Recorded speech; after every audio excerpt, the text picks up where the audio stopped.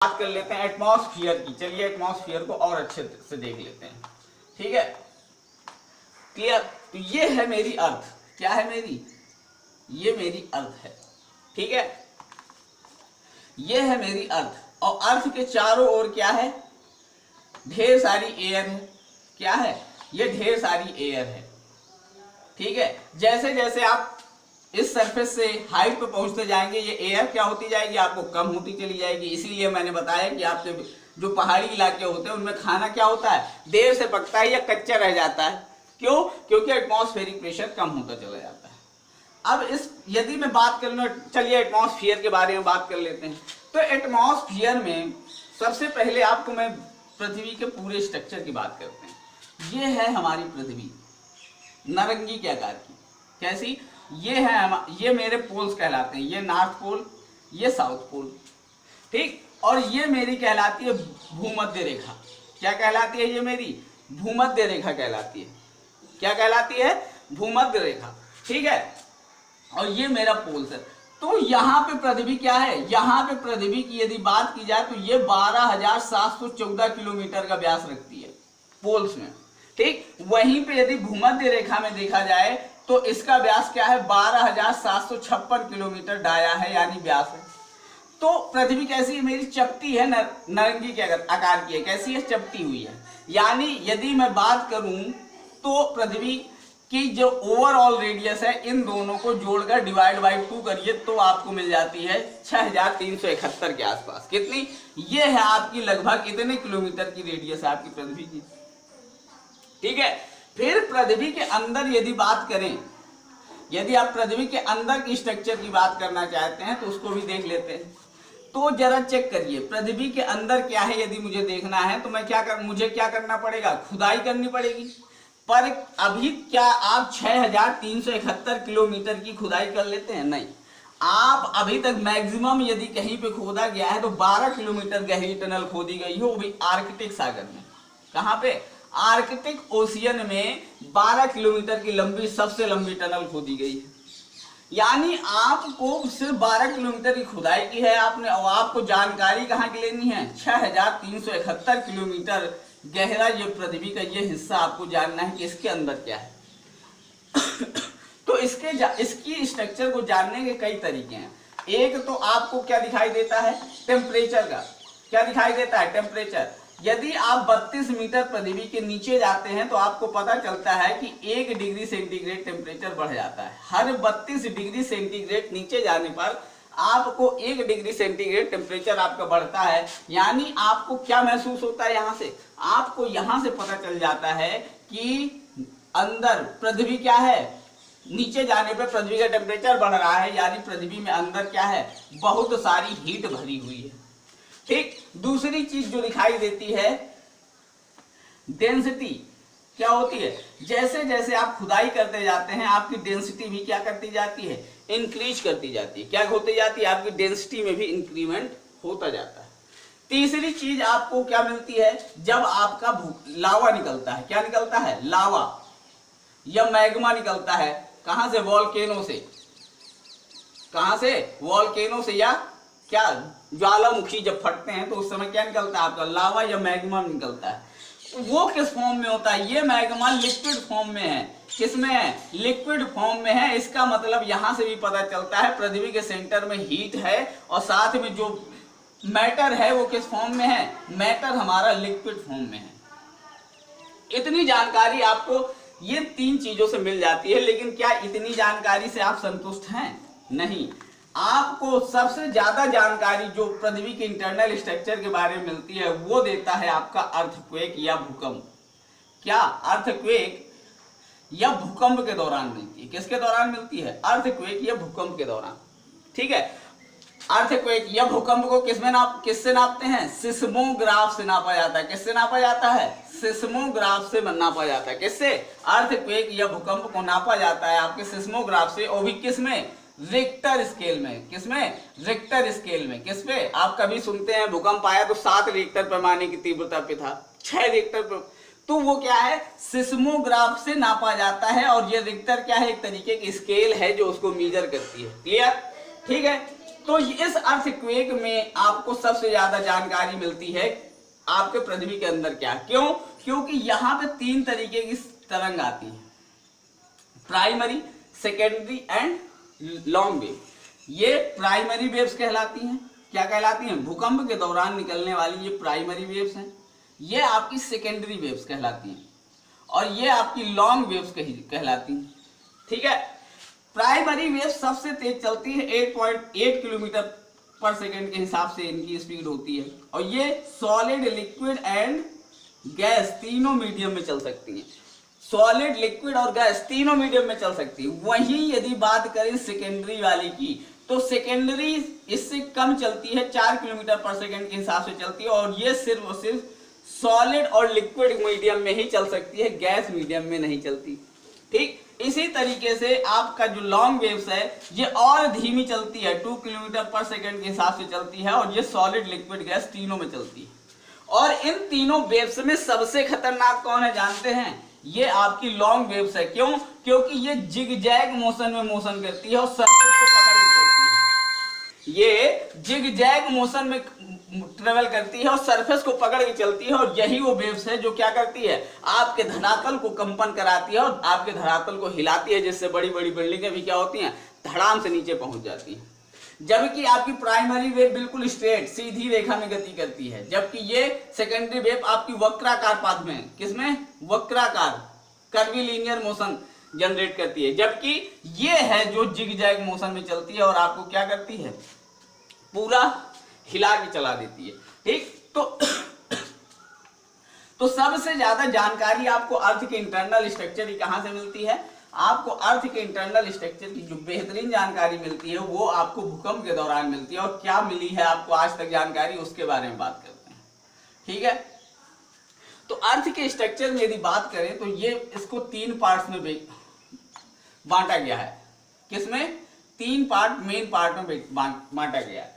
एक तो इसकी केमिकल कंपोजिशन के हिसाब से, किसकी बात कर रहे हैं? केमिकल कंपोजिशन के हिसाब से बांट सकते हैं आप। केमिकल कंपोजिशन के हिसाब से यानी क्या पाया जाता है।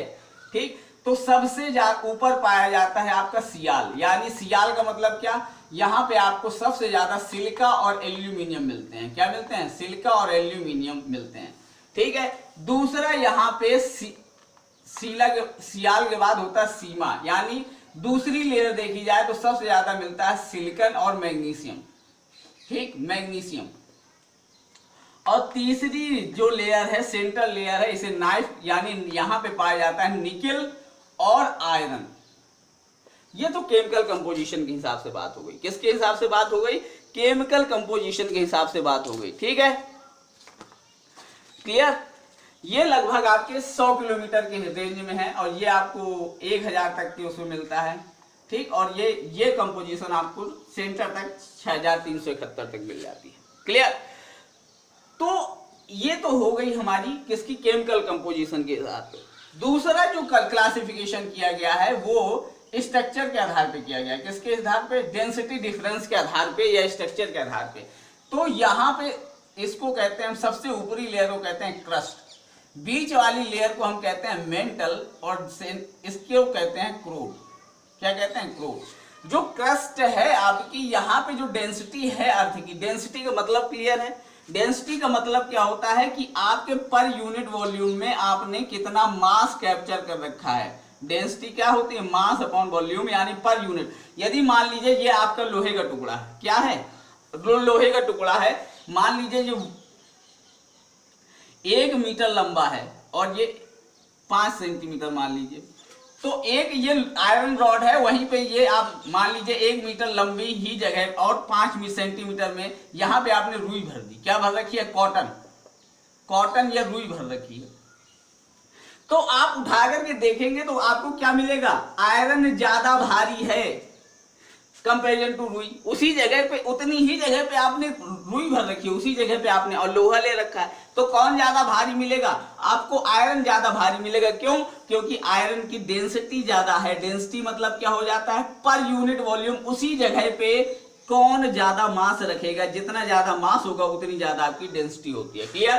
तो ये है डेंसिटी। ठीक है, तो अब बात करते हैं कि जो क्रस्ट की डेंसिटी है वो 2.8 के या 3 के लगभग है।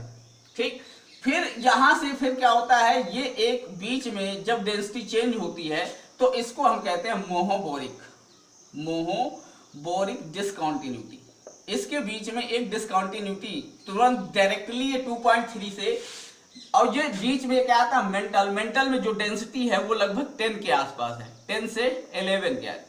ठीक, तो ये डायरेक्टली 2.3 से डायरेक्टली नहीं हो जाता, बीच में एक डिसकंटिन्यूटी मिलती है जिसे मोहोबोरिक डिसकंटिन्यूटी कहते हैं। ठीक, फिर इसके बाद वहीं पे मेंटल में आपकी जो डेंसिटी है वो सिंपली 4 to 6 है, मान लीजिए। क्लियर, और जो आपका क्रोड है यहाँ पे डेंसिटी बहुत हाई हो जाती है और 13.5 तक पहुंच जाती है, ये क्रोड कहलाता है। और ये क्रोड जो आपका मेंटल और क्रोड के बीच में, किसके, मेंटल और क्रोड के बीच में जो डिसकंटिन्यूटी पाई जाती है, इसे हम कहते हैं गुटेनबर्ग डिसकंटिन्यूटी। क्या कहते हैं, गुटेनबर्ग डिसकंटिन्यूटी कहते हैं, डिसकंटिन्यूटी। ठीक, तो ये है आपकी गुटेनबर्ग डिसकंटिन्यूटी, ये मोहोबोरिक, और ये क्रस्ट, मेंटल और क्रोड। इस तरीके से किस पे डिपेंड करता है, ये डेंसिटी के हिसाब से। यहाँ पे 2.8 से 3, 4 to 6 और 13.5 तक पहुंच जाती है आपकी क्रोड में। ठीक, इसी तरीके से केमिकल कंपोजिशन में देखा तो सिलिकॉन और एल्यूमिनियम सबसे ज्यादा पहली लेयर पे, फिर सिलिकॉन और मैग्नीशियम दूसरी लेयर पे, और निकेल और आयरन आपके तीसरी लेयर पे पाए जाते हैं। ठीक, ये तो है आपकी अर्थ की इंटरनल कंपोजिशन। ठीक है, अब बात करते हैं आपके एटमॉस्फेयर के बारे में। किसके बारे में बात कर लेते हैं, एटमॉस्फेयर के बारे में, यानी हवा कैसे कैसे बदलती है। तो एटमॉस्फेयर के बारे में बात करते हैं।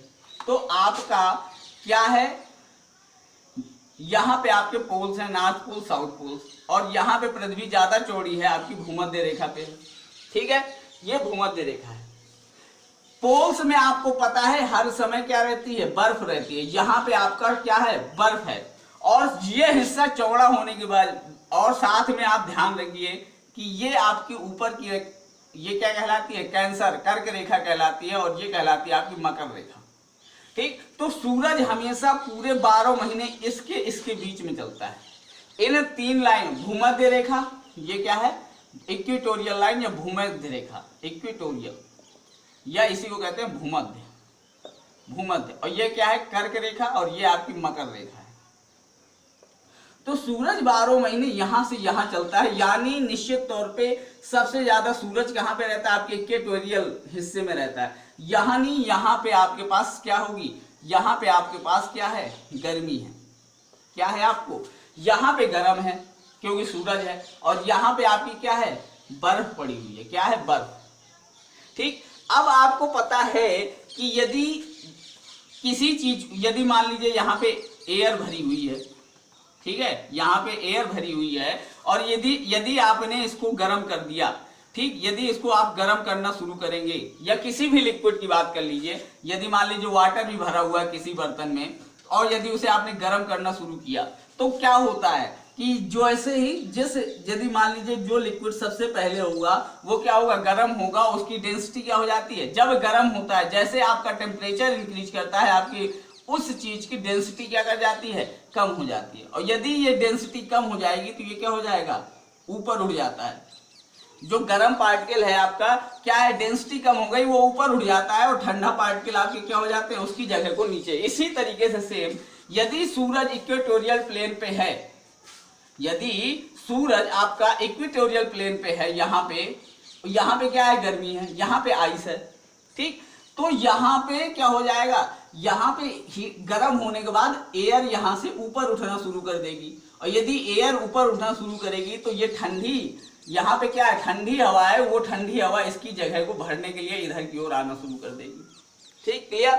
आपको डेंसिटी का ज्यादा अच्छा एग्जाम्पल बताऊं कि गर्म, मैंने कहा कि जो जब हीट होगी यानी टेम्परेचर इंक्रीज करेगा तो डेंसिटी डिक्रीज कर जाती है, और जब डेंसिटी डिक्रीज करेगी तो वो चीज ऊपर उड़ जाती है। ठीक, यानी मैं कह रहा हूं कि यदि ठंडा है, कैसा है, कूल है, कोल्ड है कोई लिक्विड, तो वहां पे क्या होगा, टेम्परेचर कम होगा, यानी डेंसिटी हाई होगी, और वो क्या होगा, नीचे रहेगा। कहां पे रहेगा, लोअर पोर्शन पे रहेगा। इसको आप चेक कर सकते हैं। आप क्या करिए, एक गिलास में पानी गर्म करिए, ठीक, एक गिलास में पानी गर्म करिए, ठीक, और उसको क्या करिए, यहां नीचे से ठंडा कर दीजिए। कहां पे? नीचे से बर्फ आइस लगा दीजिए, यहाँ पे नीचे से इसे ठंडा करना शुरू कर दीजिए। तो आपको क्या दिखेगा कि आपका ये नीचे ठंडा हो गया। नीचे यदि कोल्ड है नीचे ठंडा है, तो निश्चित तौर पे कैसा टेम्परेचर आपका क्या हुआ, गिरा है, तो डेंसिटी आपकी इंक्रीज कर जाएगी। डेंसिटी ज्यादा होगी तो यहाँ पे लिक्विड यहाँ पे जो लिक्विड होगा वो कैसा हो जाएगा, ठंडा हो जाएगा। और यहाँ पे लिक्विड अभी भी हॉट कंडीशन में आपको मिलेगा, यहाँ पे लिक्विड हॉट कंडीशन में मिलेगा। ये कभी भी, क्योंकि ये कैसा है, इसकी डेंसिटी हाई है। हॉट कंडीशन वाले लिक्विड का टेम्परेचर ज्यादा है, उसकी डेंसिटी क्या है, कम है। और जो जिसकी डेंसिटी ज्यादा होगी, उसमें मास ज्यादा है, यानी वो नीचे रहेगा। जब ये नीचे रहेगा यहाँ पे, तो निश्चित तौर पे आपको दिखाई देगा कि ये आपका यहाँ पे तो उसी तरीके से गर्म बना रहेगा, लेकिन यहाँ पे आपका ठंडा हो जाएगा। अब आप इसे जब पीते, यदि आप इसको पीना शुरू कर दीजिए तो आपको इस हिस्से तक क्या होगा, गर्म लिक्विड मिलेगा, और जिसके बाद आप यहाँ पे ठंडा लिक्विड का सेवन करेंगे। ठीक है, इससे आपको और अच्छे से पता चल जाएगा कि डेंसिटी डिफरेंस क्या होता है और किस तरीके से टेम्परेचर पे आपकी डेंसिटी डिपेंड करती है। क्लियर? अब बात करते हैं, ठीक है, तो फिर इसका मतलब है कि ये यदि मैं इतना हिस्सा पृथ्वी का काट लूं तो मुझे पूरी क्या हो जाएगी, एटमॉस्फेयर की जानकारी मिल जाएगी। ठीक है, तो ये इतना हिस्सा मैं काट लेता हूं। ये मैंने लिया आपका नॉर्थ, ये क्या है, 0 डिग्री। ठीक है, ये क्या है, 0 डिग्री, और ये क्या है, 90 डिग्री। क्लियर? ये 0 डिग्री है, ये 90 डिग्री है। क्लियर? तो यहां पे क्या है, आपके पोल्स हैं, ये आपके इक्वेटोरियल प्लेन है जो 0 डिग्री पे है, मान लीजिए। ठीक, तो पोल्स पे क्या है, हवा ठंडी है, यानी क्या है, उसकी डेंसिटी हाई है, यानी यहाँ पे हवा दबे फॉर्म में रहती है। और जबकि इक्वेटोरियल प्लेन में क्या होता है, आपके टेम्परेचर ज्यादा होता है, आपकी जो आपकी एयर है वो उठे हुए फॉर्म में रहती है। यानी जो सबसे पहला एयर का जो डिवाइडेशन मिलता है, जो प्लेन मिलता है, इसे हम कहते हैं ट्रोपोस्फियर। क्या कहते हैं, ट्रोपोस्फियर। ये यहां पे 8 किलोमीटर के आसपास है और यहां पे 18 किलोमीटर के आसपास है। क्या है ये, ट्रोपोस्फियर कहलाता है। क्या कहलाता है, ठीक है, ट्रोपोस्फियर। ठीक, 8 या 18 किलोमीटर के आसपास जितनी भी मौसम संबंधी वेदर कंडीशंस, जितनी भी मौसम संबंधी घटनाएं होती हैं, वेदर कंडीशंस होती हैं, वो इसी रीजन पे होती हैं, आपके ट्रोपोस्फियर, या इसी को कहा जाता है क्षोभ मंडल। क्या कहा जाता है, क्षोभ मंडल। ट्रोपोस्फियर को और क्या नाम हिंदी में कहते हैं, क्षोभ मंडल कहते हैं। ठीक, तो जितनी भी मौसम संबंधी घटनाएं होती हैं वो आपके इसी क्षोभ मंडल में आकर करती हैं। और ये वैरी करता है, कैसे, पोल्स में हवा दबे हुए फॉर्म में रहती है, यानी सिर्फ 8 किलोमीटर, जबकि यहाँ पे 18 किलोमीटर तक जाता है। क्लियर? इसके बाद अगला जो रीजन है, उसमें और साथ में इस ट्रोपोस्फियर में क्या होता है कि जब आप 1 किलोमीटर जाते हैं, कितना, लगभग 1 किलोमीटर जाते हैं, तो 1.65 डिग्री सेंटीग्रेड आपका टेम्परेचर क्या हो जाता है, गिर जाता है। यानी आप पहाड़ों पे जाते हैं तो आपका मौसम क्या होता जाता है, ठंडा होता चला जाता है। यानी हर 1 किलोमीटर पे आपका जो टेम्परेचर है वो,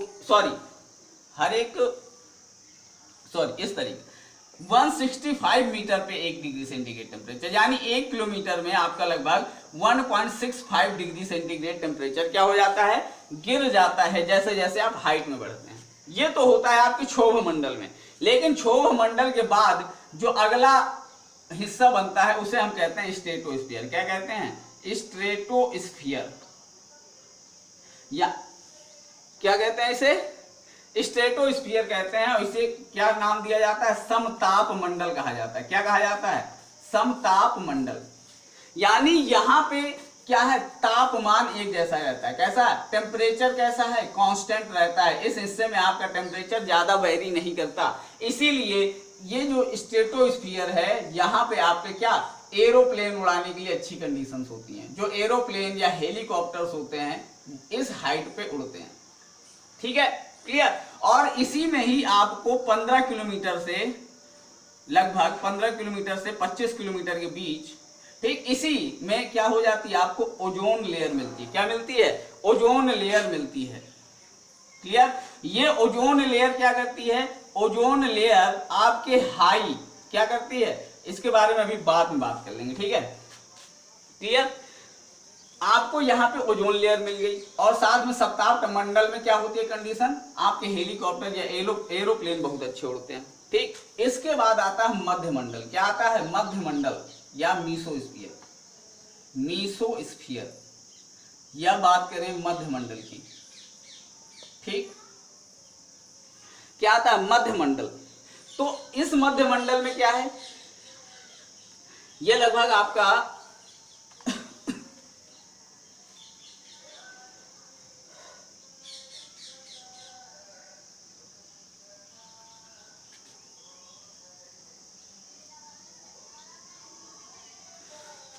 ठीक है 50 किलोमीटर तक रहता है, कहां तक रहता है वो 50 स्ट्रेटोस्फीयर। फिर मध्य मंडल आपके लगभग 90 किलोमीटर तक आपके मध्य मंडल का विस्तार, 90 या 96 किलोमीटर तक आपका मध्य मंडल का विस्तार होता है, ठीक। फिर आपका पाया जाता है आयनोस्फीयर, क्या होता है, आयनोस्फीयर।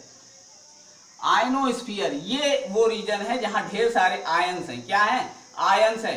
यहां यही रीजन रिस्पॉन्सिबल होता है आपको, जो घरों में आपके टेलीविजन या रेडियो काम करते हैं वो इसी में अलग अलग क्या होती है, बैंड विड्थ होती हैं 96 से आपको, जैसे यहाँ पे अल्फा, बीटा, गामा, इस तरीके से डेल्टा, इस तरीके से, या ABCD करके, ठीक। आपको यह अलग अलग बैंड विड्थ मिलती है, यानी 96 मीटर पे, 144 मीटर पे। तो यहां से पृथ्वी से आपका जो सिग्नल भेजा जाता है वो इस आयनोस्फीयर में पहुंचता है और यहां से रिफ्लेक्ट होकर के आपके घरों में पहुंचता है, ठीक। तो आपके घरों में जो प्रसारण का काम कराता है वो आपका ये आयनोस्फीयर कहलाता है। फिर इसके बाद है आपका एक्सोस्फीयर, क्या है, एक्सोस्फीयर, ठीक है, जिसे बहिर्मंडल कहते हैं, क्या कहते हैं, बहिर्मंडल। तो आपका जो वायुमंडल है 5 उसमें बटा हुआ है, किसमें, ट्रोपोस्फीयर, स्ट्रेटोस्फीयर, मीसोस्फीयर, आयनोस्फीयर और एक्सोस्फीयर, यानी क्षोभ मंडल, ठीक। फिर इसके बाद स्ट्रेटोस्फीयर यानी समताप मंडल, मीसोस्फीयर यानी आपका मध्य मंडल, आयन मंडल और बहिर्मंडल, ठीक। क्लियर, इस तरीके से क्लियर। अब जरा बात कर लेते हैं, तो इस तरीके से आपका क्या है, आपकी ढेर सारी एयर की वो है, क्लियर। तो जो आपकी ऑक्सीजन है, जो ऑक्सीजन आपकी पाई जाती है वो ज्यादातर अमाउंट जो उसका सिंपली किस में पाया जाता है, आपके इसमें ट्रोपोस्फीयर में पाया जाता है, यानी क्षोभ मंडल में इसका बड़ा अमाउंट पाया जाता है आपके ऑक्सीजन का, क्लियर, ठीक है। फिर भी यदि आपको 120 किलोमीटर तक तो आपको ऑक्सीजन की उपस्थिति मिलती है, इसके बाद तो बिल्कुल ही नहीं मिलती, ठीक। इसी तरीके से जो जल वाष्प है, जो आपकी वाटर की वेपर होती है, वो भी आपके उसमें कहाँ पे, लगभग इसकी यदि 4% वाटर वेपर आपके उसमें पाई जाती है तो इसकी 50% सिंपली आपके ट्रोपोस्फीयर में ही पाई जाती है, ठीक। फिर 18 या 20 किलोमीटर के बाद तो आपकी जल वाष्प बिल्कुल दिखाई भी नहीं देती, क्लियर। तो इस तरीके से बात करें तो हम लोगों ने इसमें क्या पढ़ लिया, हम लोगों ने देख लिया पृथ्वी के स्ट्रक्चर को, यानी हम लोग प्रेशर से शुरू हुए थे और काफी जानकारी हम लोगों ने गेन की। चलिए ठीक है, अभी के लिए इतना।